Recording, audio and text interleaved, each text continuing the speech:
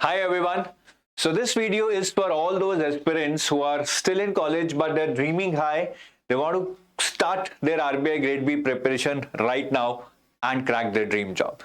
तो इस वीडियो में मैं आपको अच्छे से बताऊंगा that how can you manage or start your preparation for RBI Grade B while you are in college and at the same time not spoiling your college life, not at the cost of your college life, क्योंकि उसको enjoy करना भी शायद बहुत important है।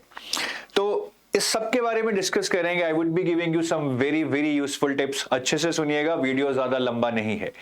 इन tips को बताने से पहले I would like to show you something even better, which is this RBI grade B और RBI manager guidebook, which is everything for you to know about RBI as an organisation and RBI grade B as an exam. इसमें आपको syllabus मिल जाएगा, books की details मिल जाएंगी और आपको previous year questions भी मिल जाएंगे, which are very very important to understand the need of the exam.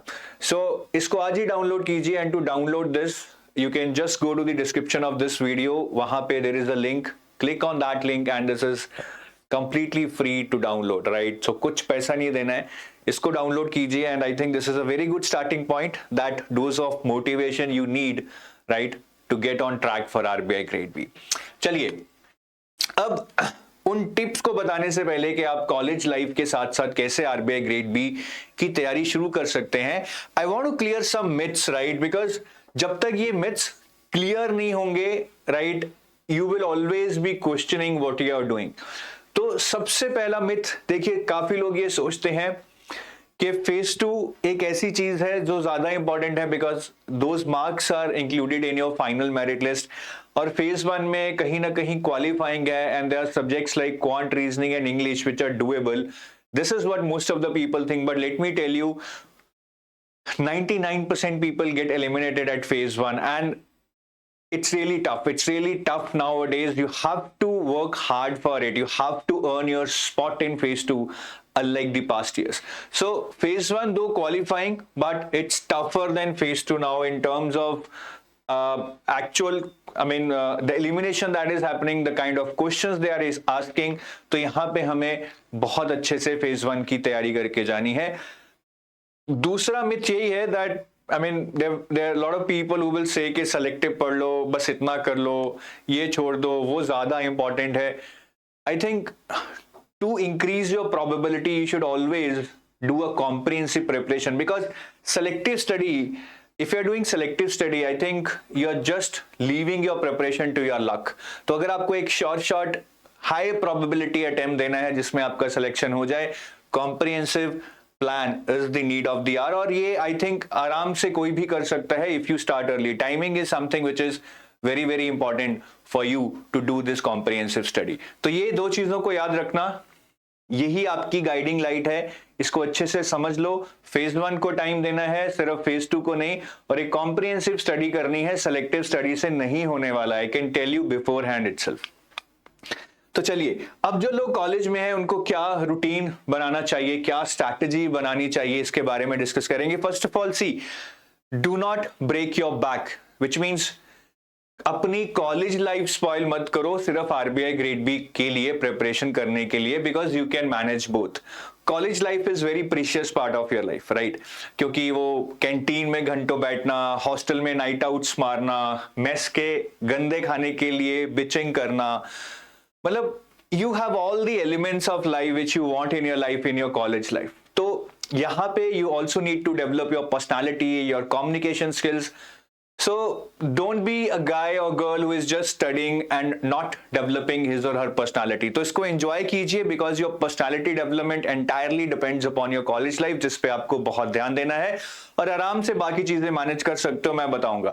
देखिए, अगर आप कॉलेज में हैं, सपोज कीजिए आप अभी अगले साल पास आउट होंगे, suppose you are passing out in the year 2024, so your attempt actually would be in the year 2025. Most probably this is the scenario because notification for 2024 as per the past cycles would come somewhere between March and April, and by that time you will not be a passed out student, that is you would not have completed your graduation। तो आप 2024 के exam के लिए eligible नहीं होंगे, आप 2025 के exam के लिए एलिजिबल होंगे, which means you have around about 18 to 20 months at least, or maybe more than that। तो ये एक बहुत अच्छा टाइम है, there is no need to rush right towards things.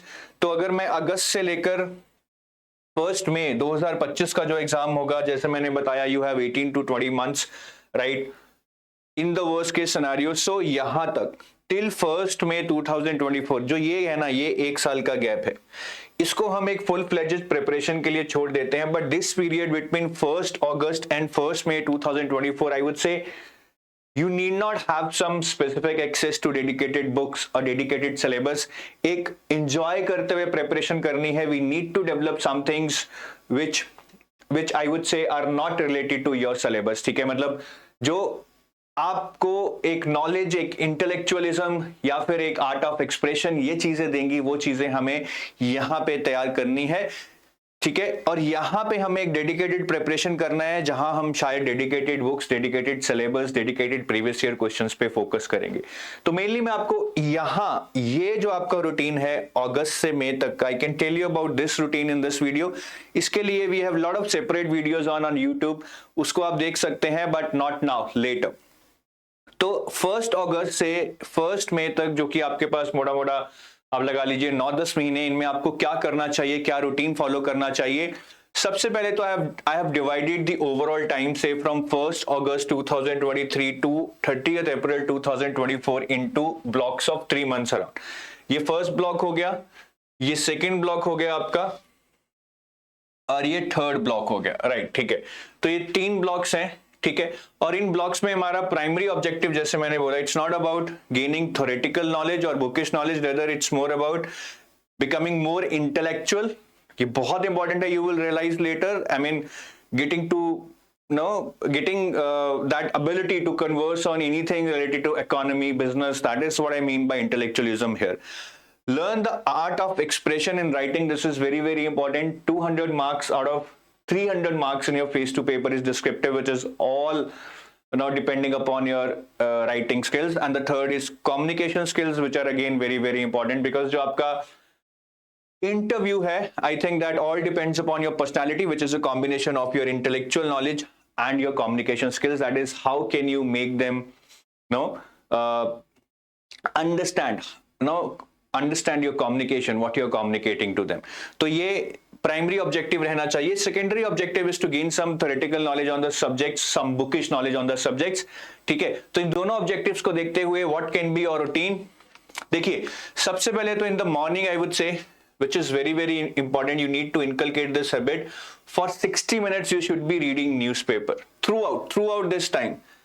जितने भी ये 10 महीने हैं, in the morning for 60 minutes you should be reading a newspaper. I think newspapers can be a mix of financial or a business newspapers, like now Economic Times, or maybe Live Mint. Economic Times में से एक choose कीजिए, या फिर एक हिंदू जो कि journal newspaper है. ठीक है, नॉन फाइनेंशियल न्यूज़पेपर है, आप उसको भी ऑल्टरनेट डेज पे पढ़ सकते हैं.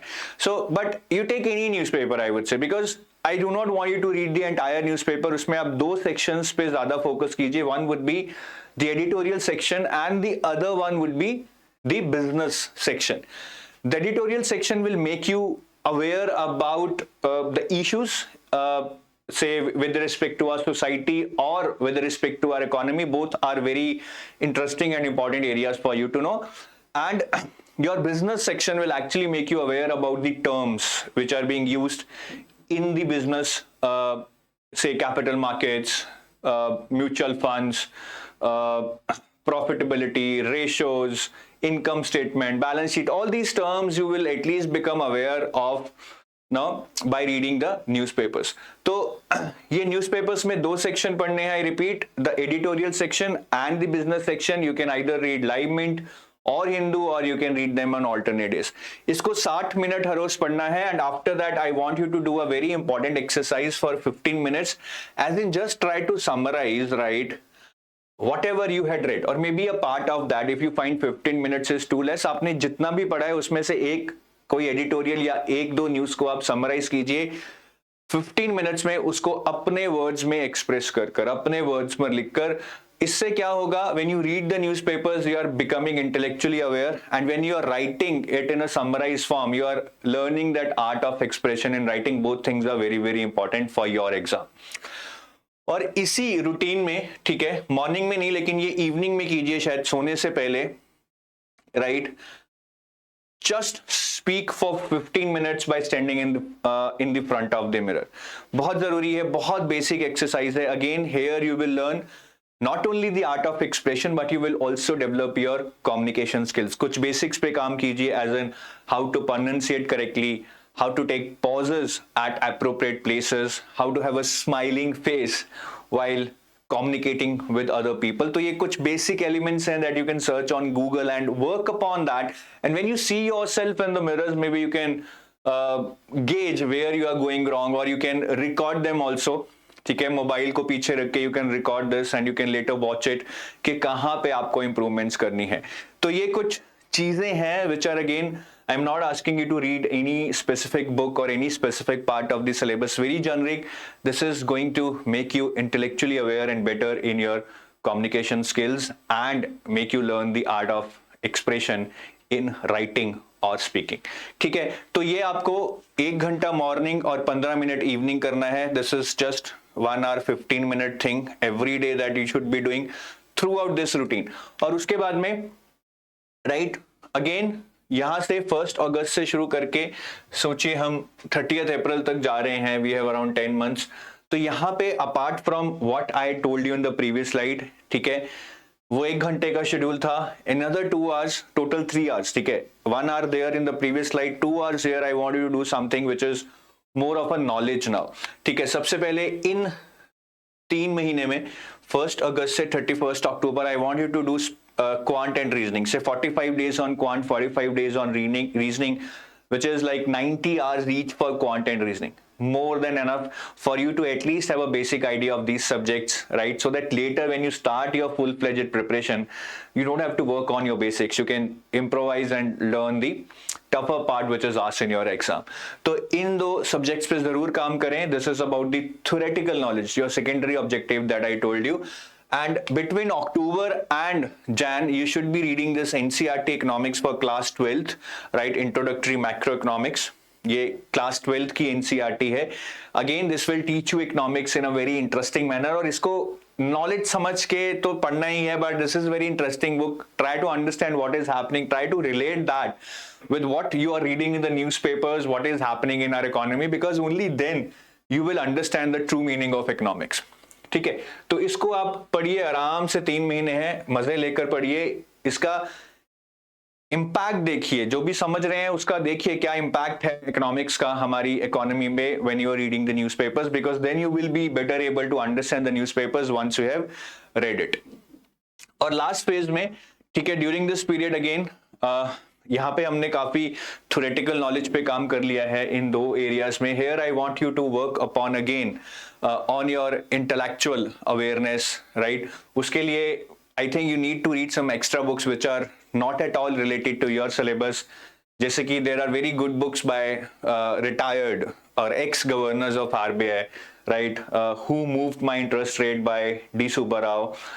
By Raghuram Rajan, I Do What I Do, very famous book। There is one more, Advice and Dissent by I don't remember the name of governor, ex-governor right now, who wrote that Advice and Dissent। आप उसको पढ़ सकते हैं, ठीक है। Then there are other good books on economics like Gurcharan Das is a very good author, right? आप इनकी books पढ़िए, I am sure you would love that।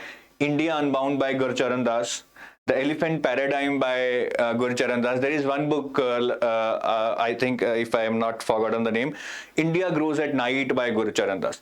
जैसे और भी बहुत सारे authors हैं। The idea is to develop intellectually by reading those books, because अगर आपने ये books पढ़ी होंगी, not only you will do good in answer writing, but when you are sitting in the interview, now your personality will reflect that। They will get to know that you are a well-read man, you are a a person with a good exposure about various things in our society and in our economy।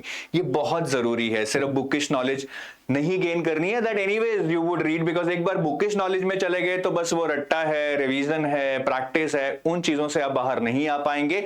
So this is the right time to do a mix of things which will not only help you to increase your knowledge but your intellectual awareness, your art of expression in writing and speaking, your communication skills। तो एक full package आप बना सकते हैं अगले 10 महीने में, and this package would be ready to go for a kill while you start your full-fledged preparation। और full-fledged preparation कब शुरू करनी है, यहाँ पे, ठीक है। इसके बाद मोटा मोटा आपके पास अगेन 10 से 12 महीने होंगे, which is a good enough time.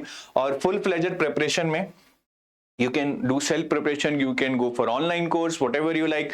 लेकिन अगर आप एक सेल्फ प्रिपरेशन कर रहे हैं, do make it a point that you actually find out how to tackle this, because ये सेल्फ प्रिपरेशन में सबसे डिफिकल्ट एरियाज होते हैं पॉइंटेड स्टडी मटेरियल, ठीक है। As an how to strategise कि क्या पढ़ना है क्या छोड़ना है, because though I told you to be comprehensive, but you cannot read everything। Then MCQs for practice, you need at least 10,000 MCQs, ये books में नहीं मिलते हैं। You need good mentors to guide you, you need evaluation and feedback for your answer writing, you need to get to solve all India mock test and now find out that where do you stand actually among the competition। एक study plan, ये सारी चीजें आपको कहीं ना कहीं arrange करनी पड़ेंगी। work upon that if you're going for self preparation, ठीक है। तो ये एक overall plan है which you can execute। बाकी in case you are looking for enrolling into some course later, right, as I told you, after 28th April 2024, so we have gold and silver courses for RBI, right, which is everything for you to clear RBI grade B। Mentorship भी मिलेगा, content भी मिलेगा, interview guidance भी मिलेगा, evaluation भी मिलेगा, right.